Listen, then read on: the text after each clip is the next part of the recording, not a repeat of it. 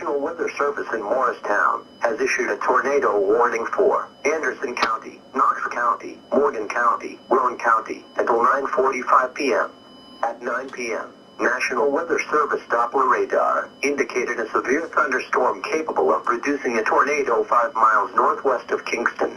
Doppler radar showed this tornado moving east at 55 miles per hour. Locations in the warning include Oak Ridge, Clinton, Knoxville, Oliver Springs, Dearmond, Carnes, Powell, Norris, and Halls. In addition to the tornado, this storm is capable of producing golf ball-size hail and destructive straight-line winds. The safest place to be during a tornado is in a basement. Get under a workbench or other piece.